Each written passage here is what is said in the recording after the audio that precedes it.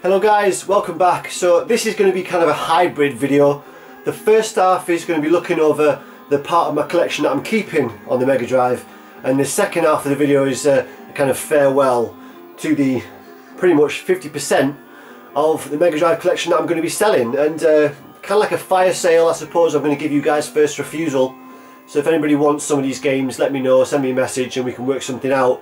Otherwise it's either going to go on eBay or as store credit down at my local indie store to help me pay for some of the gaming that I want to do this year. Because yeah, realistically I'm going to have to make the collection work for me, because some expensive things coming up on the horizon that I want to get. So yeah, it's mainly kind of platformers and shooters, like I said in the last video, kind of those pick up and play games that you just have short blasts on. I think those type of games I'm more likely to play and enjoy on a handheld. I just haven't been coming into the game room and setting things up and playing a lot of these things as great as they are. I don't have any filler in my collection really. It's all stuff that I'm interested in or have enjoyed already. But yeah, so on the shelves here is what I'm keeping. Like, probably mainly kind of RPGs and adventure games, the type of games they have longer player sessions on. I think that's going to be more suited to, you know, to be getting used on the original hardware, for me at least. So yeah, if you don't want to see the first half of this video just looking at what I'm keeping, then you can skip to this time code, and that'll basically be the fire sale slash farewell video, you know, to what I'm selling. So grab yourself a brew. Oh yes, and let's get cracking. I'm going to get behind the camera for this, lads. Let's bring it a bit closer. Right, let's see what we have got. So this is what's staying. So we've got Cheeky Boys there. That's a cool Wonder Boys style game. Wonder Boys, no S on there. Aero the Acrobat 1 and 2. Yeah, pretty sought after platformers, quite fun. Oh, getting back in there. Aero Acrobat 1 and 2. We also got Alien Soldier. Now that is absolutely nails. So difficult, so fun though, really well made by Treasure, who just didn't put a foot wrong on the 16-bit generation. Beautiful graphics, fantastic gameplay, and yeah, balls hard. And I have definitely not mastered this game. I need to put some serious hours into Alien Soldier. Another World, beautiful game. Beggar Prince, that is an aftermarket release by Super Fight Team. It's an RPG. As you can see, it's got both Genesis and Mega Drive branding on it. Yeah, there was quite a few aftermarket RPGs that came out, and I've got most of them. There's a couple I don't have. Bloodshot, that's like a kind of Wolfenstein shooter. Dungeons and Dragons Curse, a Japanese side-scrolling shooter with the coolest artwork of any game that I own, I think. I really love that front cover, especially. Bonanza Brothers Japanese version. You got another aftermarket release RPG, The Legend of the Magic Warrior, with some nice custom artwork there. Buck Rogers, Castlevania New Generation, Landstalker, Krusty Super Funhouse, King Colossus and King's Bounty, a couple of RPGs there. Fantastic Dizzy, Dune, both the Earthworm Jims, both the Echoes. Exile, another RPG, Fatal Labyrinth, the same, and Fairy Tale. FIFA, the original, the very first FIFA. Oh, I've got to keep that just for nostalgia. So many hours fun on that, and all of its sequels. Flashback, one of my favourite games of all time. Just the tone of this game, it was really refreshing back in the day. It really felt more kind of adult. The Mega Drive was obviously very much aimed at kids, but this just had a feel to it that was more cinematic, more grown up, and oh, just brilliant. I'll certainly be playing through that again. Right, down to the next shelf we've got Flink there, pretty sought after and very pretty, very beautiful graphics platformer there, Flink. Ghouls and Ghosts, Gunstar Heroes, these are all kind of complete and in great condition mostly. Haunting, Immortal and Might and Magic there. EA, again, a company that just did so well on the 16-bit generation. They hardly put a foot wrong. I'll struggle to think of a bad game, I'm sure there was, but they did really well, and those are some classics. We've got 3 Micro Machines games here. Now, look at this. So you've got Micro Machines 2, and on the back here you see that you have this 2-player share option. So 2 people could play on 1 controller. Man, you really had to be good friends with the person that you played like that with. Imagine the tug of wars that could have occurred and the tears and the bruises. But yeah, that look, 2-player share option on one controller, which they then expanded in later iterations.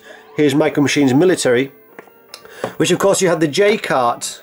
So you had the J-cart there with some controller ports built into the cartridge, as well as the shared controller option, allowing up to 8 players local on one TV, on one system with one cartridge. 8 players. And there's games coming out today, in 2017, that don't have multiplayer. You've got racing games coming out in the modern age that are single player locally. And yet back in the day, on the Mega Drive, you had 8 player split screen. Well, not split screen, what am I talking about? 8 players simultaneous on one screen. Yeah, crazy. Anyway, they've got Magical Flying Turbo Hat Adventure. Fantastic platformer, later reskinned as Decap Attack in the West. I'm keeping the original. Light Crusader, Mega Turrican, Nadia, The Secret of Blue Water, another post-market release and RPG there. New Horizons, Phantasy Star 2, 3 and 4. You got Phelios there, nice shooter. Pierre Solar, still haven't delved into that. That's a brilliant, gorgeous looking game. I think it's the biggest Mega Drive cartridge that was ever produced. Again, it's post-market though. This is came out a few years ago. 64 meg cartridge. Yeah, beautiful. I just haven't got to that yet, but I will do. Soleil, fantastic Zelda clone sort of game. Probotector, Pulseman, yeah, very nice platformer. Japanese release this. There are some repros of this out and about, but that's an original complete copy. Mega Bomberman, fantastic. Warden, I really enjoy that. Star Control, a sort of epic elite style game, I believe. Where in Time is Carmen Sandiego, fantastic. Love those Carmen Sandiego games. Down to the next shelf. Right, sorry about the angle here. The camera is on a tripod, so it's a bit awkward. We have Uncharted Waters, another RPG. Vector Man 1 and 2, beautiful graphics. Ranger X, I might actually get shot at that. I'm not decided yet. I might get rid of that. Ren and Stimpy's Invention, Rings of Power. Toxic Crusader, which it's a decent game, but I'm mainly keeping it because it's so weird to have a video game based on a Trauma character. Now Trauma, if you don't already know, is kind of a independent B-movie company that does obviously Toxic Avenger, but also Class of Nukem High, Tromeo and Juliet, and my favourite that they did is called Terra Firma. If you ever get a chance to see Terra Firma, you've got to check that out. But Toxic Avenger, yeah, I've got to keep that just for the Trauma connection. And Marcus will definitely know about Trauma. I'm sure you will, Marcus. Rocket Knight Adventure, Sparkster, the sequel. Got Sorcerian, which is the Japanese RPG. I probably won't be able to play that very effectively, but I got it. Found it out in the wild, so I couldn't leave it there. Sorcerer's Kingdom, Second Samurai, Shining Force 1 and 2, Shining in the Darkness, Shadowrun. I played the SNES version and loved it. Apparently this is totally different, but equally as fun. Skeleton Crew, Story of Thor, Revenge of Shinobi, in which some of the best music on the Mega Drive. So love Revenge of Shinobi. Shinobi 3, Streets of Rage 2, Sunset Riders, Super Highlight, Sword of a Million, my first RPG love. And yeah, this was Yu Suzuki's first console exclusive. Yu Suzuki, obviously that Sega legend. Trazia, Talmit's Adventure, Zombies, Ease 3, Wonder Boy Monster World, Techno Clash, and the CDX cartridge to be able to play import Mega CD games. So that is what's staying for the time being, at least. I can't really see myself getting rid of much of that in the near future, but if we pan down, when I get the tripod sorted out, we pan down to here is what is going to be going. So excuse me while I do a little bit of camera reorientation. I'm far too lazy to do any editing, so it's going to be just a raw kind of getting into position. Here we go, let's, yeah, that's better. Right, okay. Just get the clips in place, right. So, this is, yeah, what's going, guys, and basically a fire sale. Anybody wants any of this stuff, send me a message. I'll put a link in the low bar to somewhere you can send me a message. Probably better not to do too much, you know, in the comments, but I thought I'd give you guys first refusal. If they don't get sold this way, that it's going to go to on eBay or whatever. So we have Megatrax. This is a Japanese dirt bike racer, and yeah, it's pretty fun. Megatrax. Right, we've got a Quackshot, fantastic platformer. It's got a really kind of good level structure. You go back and forth between the levels, kind of unlocking things and finding objects and stuff, and yeah, it's a really good platformer that. It's one of the more common ones, but you need to have this in your collection if you like platformers.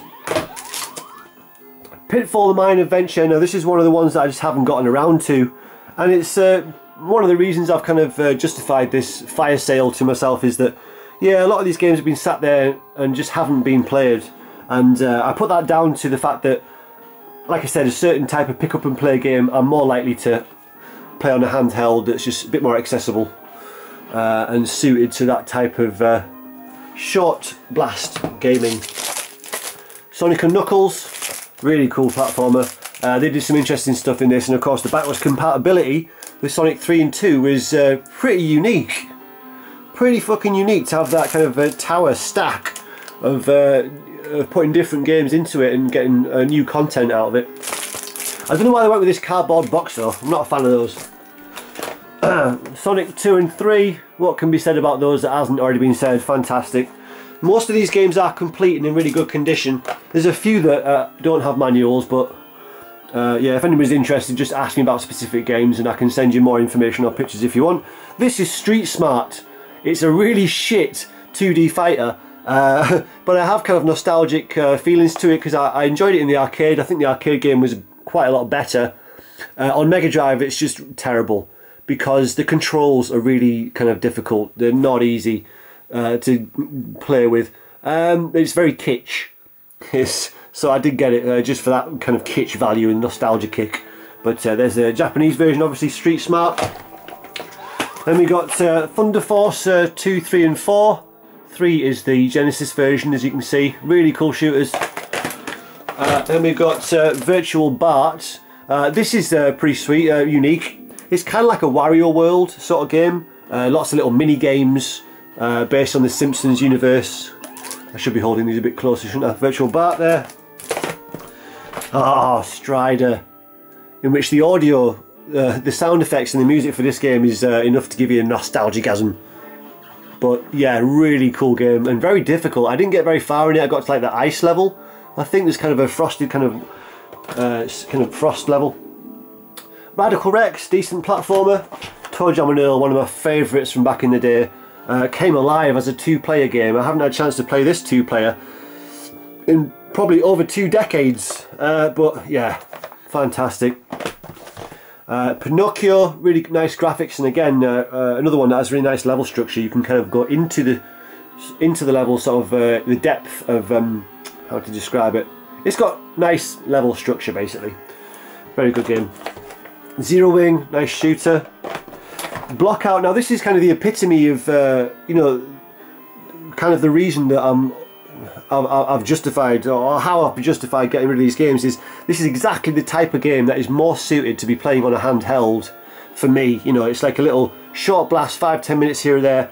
Blockout obviously is a, if you don't already know, it's like a 3D Tetris sort of game, and it's really fun, but it's certainly something I'd rather have on a handheld. So this just hasn't been getting played, although look how cool that artwork is. Oh, the Japanese knew how to do artwork in the 80s and 90s. Probably still do. Kid Chameleon, in which you don various different helmets to give you different abilities, and it is a really good platformer. Nomi's Beach Babe-o-rama. Didn't know too much about this before I got it. Really just picked it up because I heard it was uncommon, and you know, that's what collectors do. This one's a bit sun faded and it doesn't have the manual, but it is pretty uncommon. Not easy to get hold of this UK version of Nomi's Beach Babe-o-rama. Then you've got Exo Squad. That is a nice kind of Space Harrier style shooter, but it's also got some really good side-scrolling levels.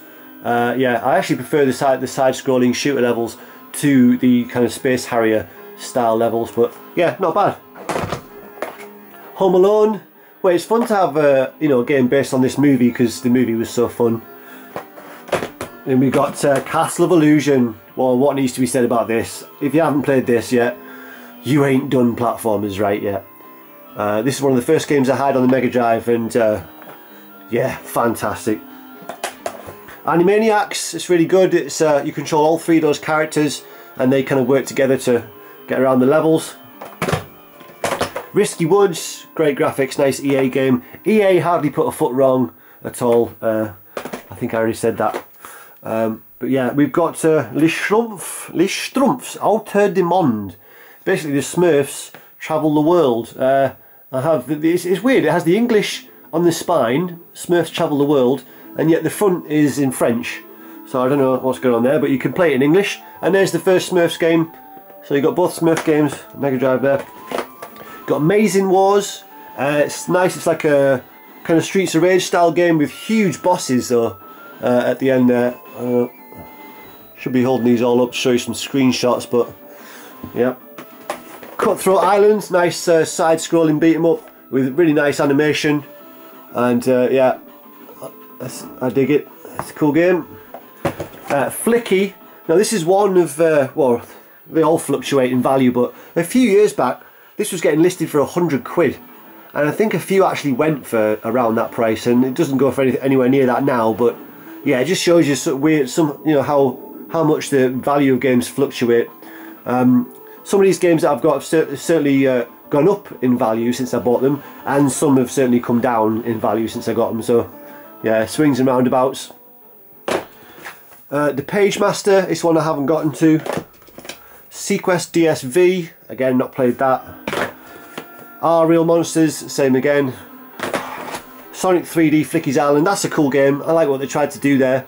I think people were a little bit disappointed that it wasn't a traditional Sonic game back in the day, but they did well with it. It was fun. It was a completely different type of game, and I think it worked. It was good. Toe Jam and Earl, Panic in Funkatron.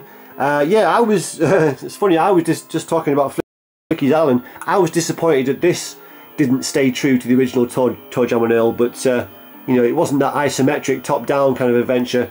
It was a side-scrolling platformer, although it was a great side-scrolling platformer. So yeah, recommended. These are all recommended. I don't think there's a duff game amongst these apart from Street Smart, which I only had for nostalgia really. Crash Dummies there, another good platformer. Stargate, this is really good. Nice graphics along the kind of Prince of Persia style lines of animation, and yeah, recommended, really good. True Lies, really fun isometric shooter with a bit of strategy, because there's civilians in the game, so you can't just shoot anything that moves. Yeah, that's a really good game, True Lies. I think this spine's a little bit sun faded on here. Now then, we've got Street Fighter 2 Special Championship Edition and Super Street Fighter 2. Now, oh god, this brings me back. Oh man, what a time. You know, as Mega Drive owners, we were kind of, for a while there, jealous of the SNES owning friends that we had that had Street Fighter 2. Because we were told for a while that we'd never get a Street Fighter on the Mega Drive. We were told the Mega Drive wasn't powerful enough. There was other issues. We just didn't think it was ever going to happen. And then it got announced, and oh god, I just lost my shit. Everybody did, and they did a really good job. To say the Mega Drive is underpowered compared to, you know, the SNES, this game came out looking fantastic and playing so smooth. And of course, with it being the Championship Edition, it was actually better than the version that was out at the time on the SNES. Of course, other versions came out later. But yeah, so happy to get that. That was a special day. And I was just as excited about Super Street Fighter 2 when that came out as well.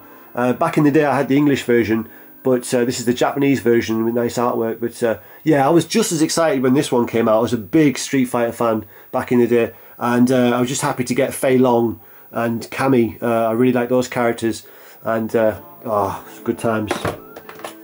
Roller to the Rescue. Of course, this is the Genesis branded version, but again with the EA region-free cartridge, doesn't make any difference. This is a fun little platformer. Splatterhouse 2.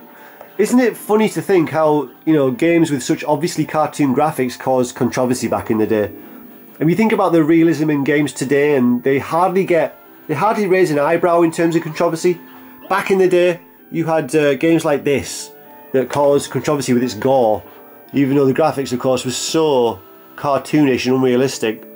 Yeah, it did cause a bit of a stir for its gore, but yeah, fun little side scroller.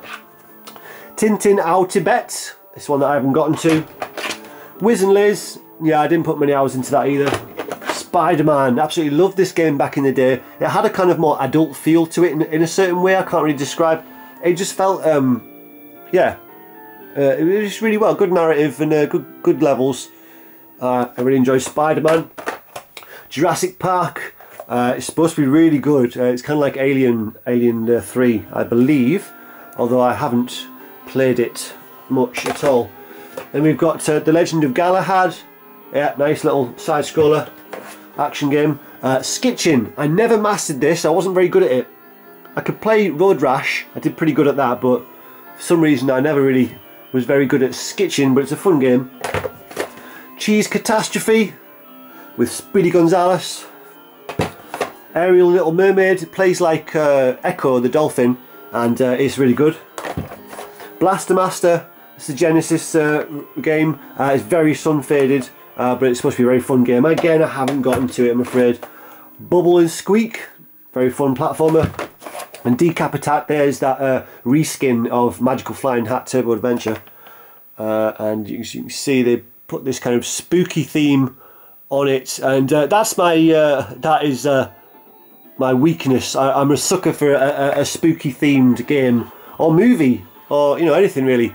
I love spooky themed stuff, and so that was right up my alley in terms of style, but I'm keeping the original instead. There's B.O.B. Bob. Yep, I didn't play it a hell of a lot, to be honest, not yet. I will do in the future.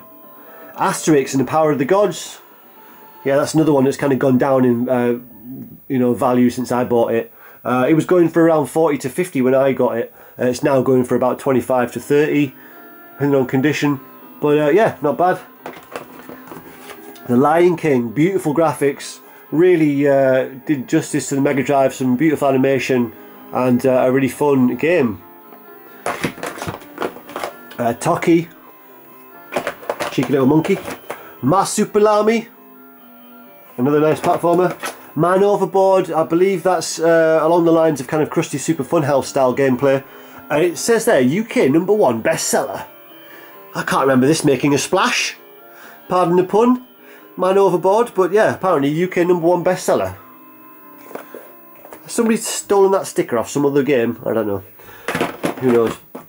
Dynamite Headdy, brilliant, beautiful graphics, really inventive gameplay, fantastic huge bosses, bursting with character, and very comical. Yeah, really cool game. Dynamite Headdy, if you haven't played that, you need to, if you're into platformers at all. Warp Speed, this is again, looks like sort of kind of elite style space exploration game adventure. I might keep that actually. Yeah, I don't know yet. Let's see if I get any decent offers. Might let it go. Atomic Runner, really difficult but really fun run and gun shooter. Try and show you some of the screenshots there. Yeah, really nice game. Buster's Hidden Treasure, this is one of my favourite platformers as a kid. Yeah, fantastic Tiny Toons game, really well made. I mean, the Mega Drive was just an abundance of quality platformers. Another one here, Bubba and Stix, and they all had, well, a lot of them had their own little unique twists and gameplay elements, you know, and this certainly did. You could use your little stick friend as an extra platform to get to higher places and that kind of thing. Then we had Onslaught. Now this has some weird compatibility issues. I can't remember the specifics of it, maybe somebody can tell me in the comments, but even though it says on the box there, it says for Sega Genesis and Mega Drive, so you think it should work on all systems, there's actually some compatibility issues with it, and it doesn't work in certain setups. I can't remember the ins and outs of it, but if you can remember, let me know. But it looks like a really fun game. I'm anxious to play it, but it'll probably have to be on emulation or something, because I haven't been able to get it working on my system, even though I have a modded Mega Drive. This is Final Zone Axis, a Japanese isometric shooter, and it's a really fun game actually. Yeah, it's a really cool game. Box complete, as are the vast majority of these. Alicia Dragoon, really cool run and gun side-scrolling shooter. Yeah, in which you have a selection of little dragons that follow you around and help you out. That's a cool game. That's the music that's playing in the background, if you can hear that. Burning Rangers, this is like a Space Harrier style game. Into the screen, really nice shooter. Starflight, another kind of epic elite style space exploration game. Another one that I might actually hold on to. I don't know why that's down here on the floor. I think I'll probably keep hold of that one, to be honest. Put that to the side. We've got Pugsy, very fun platformer again. I sound like a broken record. There's a lot of fun platformers down here. What are you going to do? Garfield caught in the act. Donald in Maui, Mallard. Yeah, nice platformer. That's not complete. I haven't got the manual for that one. The Jungle Book. Well, all the Disney games had fantastic animation on Mega Drive, as you would expect from Disney. But yeah, this really did look beautiful. Nice game. James Pond 2. This is one of my favourite games as a kid. And on there you can see a little sticker saying the best Mega Drive platform game yet. 95% by Mean Machines in December 91. When did Sonic come out then? I'm sure Sonic came out before December 91, didn't it? But there you have Mean Machines saying that this is the best Mega Drive platform game. But anyway, I would certainly have agreed with that at the time. It felt huge. The levels were really varied and fun, and just the way your character controlled. And yeah, a lot of fun with James Pond 2. Boogerman there. We've got Hurricanes. We've got Alien 3, fantastic. Bugs Bunny in Double Trouble. Biohazard Battle, nice shooter.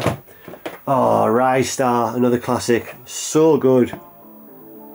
Eye Candy all the way through, and really fun platformer. Double Dragon 3, not as good as the original, but you know, it's Double Dragon, it's kitsch. Look at those hairstyles. These guys are supposed to be intimidating thugs. I mean, they look like something from a YMCA fucking, you know, tribute acts or something. I don't know what. They look like something dodge. Would you be scared of those if you saw them in the street, or would you just ask them where the nearest hairdressers is? Yeah, anyway, Double Dragon 3. We have Warsong, which is pretty much the only, I guess, RPG you could class it that I'm getting rid of. It's just, it's more like an RTS, I suppose. It's, I don't know, it's a little bit laborious for me. It's not the type of RPG that I go for. So I'm getting rid of that one. Even though I did have it originally imported from America, never mind. We've got Rastan Saga 2, a fun side-scrolling hack and slash. And then there's Flux, which is an audio-visual experience. You put this cartridge in your Mega CD, and it can basically run a video generator thing to accompany music played to the Mega CD. But I just haven't used it. But it's a pretty fun, unique thing to have in a collection. But again, it's gonna, like all this stuff, it's just gonna be better suited, better used to helping me fund some things that I want to get this year. So if you excuse me, I will just adjust the camera a little, get back on cam, to say bye bye. So that's it, guys. Yeah, if there's anything you see that you want, send me a message in the link in the low bar, and we'll try and work something out. Yeah, that's it. Alright guys, I'll see you in the next video. Bye bye.